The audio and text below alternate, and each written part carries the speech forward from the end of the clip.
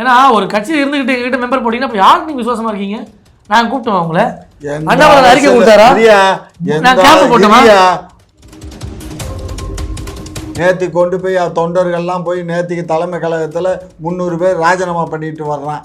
அப்போ எங்கே இருக்குது உங்களுடைய அந்த அணுகுமுறை? எங்கே இருக்குது உங்களுடைய அந்த பதவி? 15 ஆண்டுகால பதவி அந்த கட்சி இல்லைன்னா உனக்கே அட்ரஸ் இல்லை. இன்னைக்கு பல கோடியை சம்பாரிச்சு வச்சுருக்க நீங்கள் இந்த மாதிரி நடந்துக்கிட்டீங்க. யார் சம்பாரிச்சு வச்சிருக்கு? யார் சம்பாரிச்ச? அவர் தான், சண்முகம் தான், வேற யாரு? இவ்வளோ பெரிய டிசாஸ்டர் இந்த எலெக்ஷன் நடந்துருச்சு. அவர் கட்சி கண்டம் பண்ணி, அவர் கட்சியை புதைச்சி, பக்கத்தில் கூட்டணி கட்சி ஒரு கட்சியாக இருந்துச்சு பாஜக, அதையும் தூக்கி போட்டு புதைச்சி. எந்த ஒரு ஆளால்? ஆனால் எடப்பாடியால் தான். அவரால் தான் இவ்வளோ பிரச்சனை. 75 எம்எல்ஏ இருக்கும் போதே பேச்சு மூச்சு இல்லாமல் இருக்காங்க. இங்கே 40 எம்எல்ஏ இருக்காங்க, 30 எம்எல்ஏ இருக்காங்க. நீங்கள் என்ன ஏலம் போட்டுட்டு இருக்கீங்க? அதெல்லாம் இல்லைங்க. தமிழ்நாட்டை பொறுத்தவரை அண்ணன் விஜய் அவர்களை டேக்கிள் பண்ணக்கூடிய ஒரு தலைவர் யார் இருக்காங்க? தயவுசெய்து சொல்லுங்க. நீங்கள் அவர் அண்ணாமலை மாத்திரம் என்ன, நீ முதலமைச்சர் தான், இவர் முதலமைச்சர் தான், எல்லாருமே முதலமைச்சர்கள் தான், மக்கள் தான் வாக்களிக்கிறது.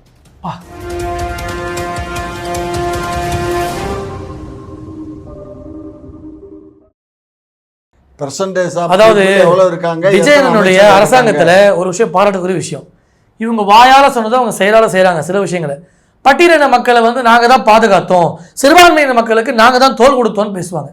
அது அண்ணன் விஜய் அவர்கள் ஆட்சியில் செஞ்சிருக்காங்க. 7 அமைச்சர்கள் பட்டியலத்தை சார்ந்தவங்க இருக்காங்க. அது வாழ்த்த வேண்டிய விஷயம் தானேங்க. அதே போல கிறிஸ்துவ அமைச்சர்கள், இஸ்லாமிய அமைச்சர்கள் இருப்பதை வாழ்த்த வேண்டிய விஷயம் தானேங்க. பட்டியலினமா எல்லாம் கிறிஸ்துவர்கள். சும்மா இப்போ மீனவர் இப்போ இருக்காரு இந்த காலேஜ் நம்ம சத்யபாமா, அப்போ ஃபைனான்ஸ் மினிஸ்டர், அவர் கிறிஸ்துவர், புரிஞ்சுக்கோ. அதே மாதிரி இவர் யாரு, இவர் கட்சியிலிருந்து வந்தாரு மாண்புமிகு வன்னியரசு யாரு, அதுக்கப்புறம் யாதவ் அர்ஜுன் யாரு, எல்லாமே கிறிஸ்துவர்கள் தான், புரிஞ்சுக்கோ. விஜய் சரியா தப்பா? தப்பாக நான் என்ன சொல்றேன், ஒரு நியாயமா வேணும்னா அந்த நாங்க ஒழுக்கமான கட்சின்னு சொன்னா அந்த பர்சன்டேஜ் இல்லையோ. நாயுடு பற்றி எனக்கு கவலை இல்லை. இன்னைக்கு எங்களை பற்றி ரொம்ப கீழ்த்தரமாக பேசி ஒரு திரைப்படம் எடுத்து கமலா தேட்டரில் ஓடிக்கிட்டு இருக்கு. அதை கூட மறியல் பண்ணணுன்னு என் பசங்கள்லாம் சொன்னாடே, போடா பாவம், அவன் ப்ரொடியூசர் எவ்வளோ காசு பணத்தை செலவு பண்ணி எடுத்தானோ அவன் நட்டப்பட்டுருவான்டா, வேணாண்டா, போய் விட்டு தொலைங்கடா அப்படின்னு சொன்னேன். அதனால எனக்கு ஜாதி தானே தவிர அதுக்காக ஜாதியில் ஒரு அராஜகம் கிடையாது. நாங்கள் வெறியெல்லாம் கிடையாது. அதான் அராஜகம், வெறி எல்லாம் ஒன்று தான், அதில் கிடையாது எங்களுக்கு, புரிஞ்சுக்கோ. சும்மா இந்த மாதிரி கதையெல்லாம் விடாத. கவுண்டரு, அதனால கவுண்டரு அங்கே கின்றாரு களியை, அந்த களி அங்கே எல்லாத்துக்கும் சப்ளை பண்ணுறாரு. இந்த வீதியில் தலைவர் அண்ணாமலை ஒரு வார்த்தை ஒன்று விட்டுட்டார். அது கரெக்டாக ரைட்டானா, நாங்கள் 50 லட்சம் உறுப்பினர்களை சேர்ந்தா தான் நான் கட்சியாகவே அதை மாற்றுவேன் அப்படின்னு சொல்லிட்டாரு. இப்போ கணக்குப்படி பார்த்தீங்கன்னா ஒரு 18 20 லட்சம் இருக்குன்னு நினைக்கிறேன். கரெக்டாக சார்? 20 லட்சத்தை கிராஸ் பண்ணிடுச்சு. இல்லை நான் 20 லட்சம் இருக்கும். 20 லட்சம் இன்னும் 2031 இன்னும் 30 லட்சம் எப்படி சேரணும்னு எதிர்பார்க்குறீங்க சார்? எளிமையான கணக்கு ஐயா. இல்லை அதெல்லாம் சேருவாங்க. இவரே மெம்பர் தெரியும்ல, சேருவார். இவர் மெம்பருங்க. ஆமாம். அதாவது ஒரு சிறிய ஒரு மாற்றம், ஒரு வளர்ச்சி தேவை அப்படின்ற ஒரு நெரேட்டிவை மக்கள் தேர்தல் முடிஞ்சு 5 வாரத்திலே இவ்வளோ பேர் சேர்றதுன்றது எவ்வளோ பெரிய விஷயம் யோசிங்க. பாயிண்ட் நம்பர் 1 இங்கே பாரு. பாயிண்ட் நம்பர் 1 நான் சொல்கிறேன் கேளு. திமுகவில் இருப்பான், அதிமுகவில் இருப்பான், தாவேக்கால இருப்பான், இந்த கட்சியில எல்லாம் இருப்பான். இவனுகளை போட்டு வைப்போம்டா. ஏன்னா இப்போ இவங்க என்ன ஆயிடுச்சு, டிவிக்கேல ஆட்சிக்கு முன்பு ஆட்சிக்கு பின்பு, ஆட்சிக்கு முன்னாடி வந்தால் அவங்களுக்கு ஒரு இடம், ஆட்சிக்கு பின்னாடி வந்தால் அதுக்கு ஒரு இடம் அப்படிங்கிற மாதிரி ஃபிக்ஸ் பண்ணிவிட்டாங்க. அதனால் இதை தெரிஞ்சுக்கிட்ட எல்லாருமே நம்ம போகிறது நம்மளும் அங்கே ஒரு மெம்பர்ஷிப்பை போட்டு வைப்போம் அப்படின்னு போட்டு வைக்கிறாங்க. மற்ற இவங்களுக்குன்னு தனியாக பிஜேபியில் இருந்தார், இன்னைக்கு நான் இதில் இருக்கேன் அப்படின்னா எப்படி நம்ம விலகிட்டு அறிக்கை விட்டாரா, விலகிட்டேன்னு அறிக்கை விட்டாரா, இல்லை கட்சியில் கொண்டு போய் நான் விலகிறேன்னு லெட்டர் கொடுத்துட்டு வந்தாரா, என்ன சொல்கிற? இது மாதிரி தான் எல்லாமே லெட்டர் கொடுத்தாருன்னு கேளு. பிரதர், ஒரு கட்சியை நம்ம உடன்படலை, அதற்கான லெட்டரை நம்ம கொடுத்தாச்சு. ஐயாக்கு கேள்வி முடிச்சிடுறேன். ஒருவேளை நீங்க சொல்ற 50 லட்சத்துக்கு ரீச் ஆகல, ஆனா எலெக்ஷன் கிட்ட நெருங்கிடுச்சு, என்ன பண்ணுவீங்க? பிரதர், அவ்வளோ தூரம் போவாதுங்க. ஏன் ஒரு நல்லதாக யோசிக்க மாட்டீங்க? ஷார்ட் ஸ்பேண்டில் அந்த 50 லட்சம்ன்றது சர்வசாதாரணம். இன்னைக்கு 20 லட்சம் பேர் இருக்காங்க பிரதர். இந்த 20 லட்சம் பேர் ஒரு ஆளை சேர்த்து எவ்வளோ பேர் ஆச்சு? 40 லட்சம் பேர்.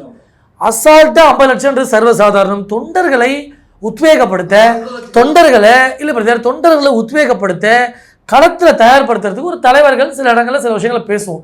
50 லட்சம்ன்றது சர்வசாதாரணம். ஆட்சி அமைக்க போற ஆளுகள் நாங்க. இருக்கிற 20 லட்சம் பேர் மற்ற கட்சியில இருந்து சும்மா மெம்பர்ஷிப் கார்டு போட்டவங்கன்னு சொல்றாங்க. ஐயா வேணா போட்டிருப்பாரு அந்த மாதிரி மனசுக்குள்ள. அந்த மாதிரிலாம் யாரும் இல்லை. அதை மீறி போட்டா அப்ப அதை தாண்டி ஒரு பாசம் எங்க மேல வருதுதான் அர்த்தம். ஏன்னா ஒரு கட்சியில் இருந்துகிட்டு எங்ககிட்ட மெம்பர் போட்டீங்கன்னா அப்ப யாருக்கு நீங்க விசுவாசமா இருக்கீங்க? நான் கூப்பிட்டோம் அவங்கள. அண்ணாமலை அறிக்கை கொடுத்தாரா? நான் கேம்ப் போட்டோமா? பல 10 ஆண்டுகளுக்கு மேலே கிட்டத்தட்ட 15 ஆண்டு காலம் அமைச்சராக இருந்தாலே நேற்று கொண்டு போய் தொண்டர்கள்லாம் போய் நேற்றுக்கு தலைமை கழகத்தில் 300 பேர் ராஜினாமா பண்ணிட்டு வர்றான். அப்போ எங்கே இருக்குது உங்களுடைய அந்த அணுகுமுறை? எங்கே இருக்குது உங்களுடைய அந்த பதவி? 15 ஆண்டுகால பதவி. அந்த கட்சி இல்லைன்னா உனக்கே அட்ரஸ் இல்லை. இன்னைக்கு பல கோடியை சம்பாரிச்சு வச்சிருக்க நீங்கள் இந்த மாதிரி நடந்துக்கிட்டீங்க. யார் சம்பாரிச்சு வச்சிருக்கு? யார் சம்பாரிச்ச? அவர் தான், சண்முகம் தான். வேற யாரு? இதெல்லாம் யார் சொன்னா? நானே கண்ணோர நானே பார்த்துருக்கேன், கொடுத்துருக்கேன். சும்மா இந்த வேலையெல்லாம் விடாதீங்க. நான் வாங்கலை, கொடுத்துட்டேன். டீச்சர் ட்ரைனிங்க்கு நான் தான் கொடுத்தேன். சும்மா இந்த கதையெல்லாம் விடாதீங்க. அதாவது நான் என்ன சொல்கிறேன், இப்படியெல்லாம் சம்பாதிச்ச நீ அந்த கட்சிக்கு ஒரு நிமிஷம் நீ திங்கிற சோறு அந்த கட்சியினுடைய சோறு. அந்த கட்சிக்கு ஒரு விசுவாசம் வேணாம். இன்னைக்கு இருக்க பொதுச்செயலாளர், அன்னைக்கு இந்த பொதுச்செயலாளர் தேர்ந்தெடுத்தது யாரு? நீ தானே. முடிஞ்சு போங்க யாரும் பேச வேண்டாம், போங்க நான் அன்னைக்கு சொன்னது யாரு? பொதுக்குழுவில் அன்னைக்கு இவர் எடப்பாடியை பொதுச் செயலாளர் தேர்ந்தெடுத்த போது மேற்படி ஆள் தானே. இன்னைக்கு மட்டும் குத்துதே கொடையுதேன்னா இதெல்லாம் என்ன அர்த்தம்? இதெல்லாம் இங்கே பாருங்க, இன்னைக்கு ஒரு சேனலே இழுத்து மூடி வச்சுட்டு உக்காந்துட்டானுங்க. தெரியுமா உனக்கு? எல்லாம் அவங்க குடும்ப சொத்து தான் அது. ஏடிஎம்கேவுடைய ஒரே நபரால் இவ்வளோ பெரிய டிசாஸ்டர் இந்த எலெக்ஷன் நடந்துருச்சு. அவர் கட்சி கண்டம் பண்ணி, அவர் கட்சியை புதைச்சி, பக்கத்தில் கூட்டணி கட்சி ஒரு கட்சியாக இருந்துச்சு பாஜக, அதையும் தூக்கி போட்டு புதைச்சி. எந்த ஒரு ஆளால்? ஆனால் எடப்பாடியால் தான். அவரால் தான் இவ்வளோ பிரச்சனை. ஒரு அமிக்கபலாக போனாங்க ஒரு கட்சியில். நான் தான் போனால் அது யாருமே இது பண்ண முடியாது. ஒருத்தர் அப்படி தான் தான் சுற்றி இருந்தார். எம்எல்ஏ கூட இல்லை அவர். ஏடிஎம்கே அழிகிறது வீத லீடருக்கும் அண்ணாமலைக்கும் சந்தோஷம். ஏங்க ஏடிஎம்கே அழிகிறது சந்தோஷம்லாம் இல்லைங்க, அது அழிஞ்சிருச்சு. அந்த உட்கட்சிக்காரங்க அவங்க கட்சிக்காரங்களால ஏற்க முடியல. 40 எம்எல்ஏ இருக்காங்களா அவங்க கிட்ட? எம்எல்ஏக்கள் தான் கட்சியா? இன்னைக்கு கட்சி எங்க பேச பொருளா இருக்கு சொல்லுங்க நீங்க. ஏங்க திமுக 75 எம்எல்ஏ பேச்சு மூச்சு இல்லாம இருக்காங்க. 75 எம்எல்ஏ இருக்கும் போதே பேச்சு மூச்சு இல்லாம இருக்காங்க. இங்க 40 எம்எல்ஏ இருக்காங்க, 30 எம்எல்ஏ இருக்காங்க. நீங்க என்ன ஏலம் போட்டுட்டு இருக்கீங்க? அதெல்லாம் இல்லைங்க. தமிழ்நாட்டை பொறுத்தவரை அண்ணன் விஜய் அவர்களை டேக்கிள் பண்ணக்கூடிய ஒரு தலைவர் யார் இருக்காங்க? தயவுசெய்து சொல்லுங்க. நீங்க உதயநிதி மைக்க பிடிச்சி பேச முடியுமா? இந்த திட்டத்தை ஏன் கொண்டு வரல? இதை ஏன் நீங்க செய்யல? உதயநிதி கேட்க முடியுமா? சொந்த தொகுதியில வேலை பார்க்காம அவங்க அப்பாவே தோத்து போய் நிற்கிறாரு. அந்த நிலைமையில ஒரு குடும்பம் அப்படி இந்த பக்கம் வாங்க, தன்னுடைய சுய லாபத்திற்காக சர்வாதிகார போக்கால கட்சியவே வித்து தின்னுட்டாரு இன்னொருத்தர். இவங்கெல்லாம் போய் விஜய் பேச முடியுமா? அப்போ விஜயை கேள்வி கேட்கிற இடத்துல யார் இருக்கா? அந்த அண்ணாமலை தான் இருக்காரு. 2 மலைன்னு பேசுனீங்களேங்க. அதிமுக ஒரு பெரிய மலை, திமுக ஒரு பெரிய மலை, ஒன்றும் பண்ண முடியாது. நீங்க அதை உடைச்சி அதை நடுத்தருவு கொண்டு வந்தது யாரு? அதை கேள்வி கேட்க வச்சது யாரு? இந்த அண்ணாமலை தானேங்க. அப்போ மக்கள் ஏற்கிறாங்க. சாதாரண ஒரு எளிய வீட்டு மகனை இந்த அளவுக்கு ஒரு ஆதரவு வலையில மக்கள் கொண்டு செல்றாங்கன்னா அப்ப 2031 மக்கள் பிளான் பண்றாங்க. Plan is on. 2 வருஷத்துலயே ஒருத்தர் கட்சி ஆரம்பிச்சு அவரே சிஎம் ஆகும்போது நம்மளுக்கு இன்னும் 5 வருஷம் டைம் இருக்கு. நம்ம ஒரு அமைப்பு ஆரம்பிச்சு அதை கட்சி ஆகும்போது ஜெயிச்சிருவோம். அந்த மைண்ட் செட் அவங்களுக்கு. சார் எங்களுக்கு ஒரு எல்லாத்துக்கும் ஆசை இருக்குதானப்பா செய்யும். ஆசைங்கிறது எல்லாத்துக்கும் இருக்கும். ஆனா மக்கள் அதுக்கு வாக்களிக்கணும். இப்போ மாண்புமிகு திரு விஜய் அவர்களுக்கு வாக்களித்த மாதிரி எல்லாத்துக்கும் வாக்களித்தா எல்லாருமே முதலமைச்சர்கள் தான். அவர் அண்ணாமலை மாத்திரம் என்ன, நீ முதலமைச்சர் தான், இவரும் முதலமைச்சர் தான், எல்லாருமே முதலமைச்சர்கள் தான். மக்கள் தான் வாக்களிக்கணும். திமுக காரங்க தோத்தாதான் இந்த மாதிரிலாம் சிந்தனை. எதிர்காலம் என்ன இருக்கும்? ஷார்ட்டா நிகழ்காலமே இல்லை. அவங்களோட எதிர்காலம் என்னன்னு நீங்கள் கேட்குறீங்க. அதுவும் இல்லை. ஒரு நபரால் அந்த கட்சி குழி தோண்டப்பட்டு கொண்டிருக்கிறது. விரைவில் பாவம் அந்த தொண்டர்கள் எல்லாம் இன்னைக்கு எங்க போறதுன்னு தெரியாம வழி தெரியாம தான் திரு அண்ணாமலருக்கு தூது போயிருக்காம வந்து ஜாயின் பண்ணிங்க அப்படின்னு. தூது அனுப்புறது யாருன்னு தெரியல, கூட நீங்க இருந்து பார்த்தீங்களான்னு தெரியல. அதெல்லாம் சும்மாங்க. அதாவது அந்த நபர் ஏடிஎம்கேவுடைய ஜெனரல் செக்ரட்டரி தான் அண்ணாமலைக்கு இந்த அளவுக்கு ஒரு செட்பேக்கை பிஜேபிக்குள்ள உருவாக்கி தேவையில்லாமல் உட்கட்சி பூசலை உருவாக்கியது அண்ணன் பழனிசாமி அவர்கள் தான். ஏடிஎம்கேக்கு எதுக்கு கூப்பிட்றாங்க சொல்லுங்க? எப்படி எடப்பாடி அண்ணன் நான் தான் போச்சாலும் பேச போறாரு. உள்ள இருக்க ஆளுங்களையே, உள்ள இருக்க சீனியர்ஸையே அவரால் அகாமடேட் பண்ண முடியல. இதுல வெளியிருந்து ஒருத்தர் வான்னு என்ன பண்ண போறாங்க? முக்கிய பொறுப்பு கொடுக்கலாம். சப்போஸ் ஒரு ஆட்சி அமைச்சா முக்கிய துணை முதலமைச்சர் கொடுக்கலாம். இதுக்கு மேல ஏடிஎம்கேக்கு அது வாய்ப்பானது இல்லை. 2031 2 பேருக்கு தான் போட்டிங்க. இல்ல ஒரு விஷயம் கண்ணா, நீ கேட்குற கேள்வி தப்பு. பிஜேபியில் அண்ணாமலை இருந்தா உங்களோட கூட்டணி இல்லைன்னு சொன்னவர் தான் இன்றைய தலைவர் பொதுச் செயலாளர். அப்படி இருக்கும்போது அவர் எப்படி இவர் கட்சிக்கு சேர்த்துப்பாரு? நாங்க போய் இப்படிதான் சேருவோம். அவர் லாஜிக் இல்லாம லாஜிக் இல்லாம அதுக்கப்புறம் கூட்டணி வச்சாங்கல்ல. கூட்டணி பிஜேபி இருந்துச்சு, ஆனா அண்ணாமலை நீக்கிட்டாங்கல்ல. தலைவரா தான் இல்ல, ஆனா கட்சியில இருந்தார்ல. கட்சியில இருக்கலாம் 1000 தொண்டர்கள்ல லட்சக்கணக்கான தொண்டர் இருக்கான் பிஜேபியில இந்திய அளவுல. அதுல ஒரு தொண்டன் அவ்வளவுதான். நிறைய லாஜிக் யோசிக்கிறோம் நம்ம. இது எப்படி நடக்கும், அது எப்படி நடக்கும்? அண்ணாமலை ஒண்ணுமே ஆரம்பிக்கலையே, இப்பதான் 20 லட்சம் பேர் எப்படி? நீங்க நிறைய லாஜிக் யோசிச்சுட்டே இருக்கேன். 2031 ஒரு மேஜிக் நடக்கும். அப்பா அவர்கிட்ட பணம் நிறைய இருக்குப்பா. மீடியை காட்டி காட்டி மிரட்டி பிஜேபி ஆட்சியில நிறைய சம்பாதிச்சு வச்சிருக்காரு அண்ணாமலை தான். இவர் பேங்க் மேனேஜர். சரியா? என்ன பேங்க் மேனேஜர்? இடி ரைடு பண்ணி சொல்லலையா இத்தனை 1000 கோடி இருக்கு, அது இருக்கு, இது இருக்கு. அண்ணாமலை கிட்ட தான் போனாச்சு. உங்ககிட்ட தான் லஞ்ச ஒழிப்புத்துறை வச்சு கேஸ் போட வேண்டியது.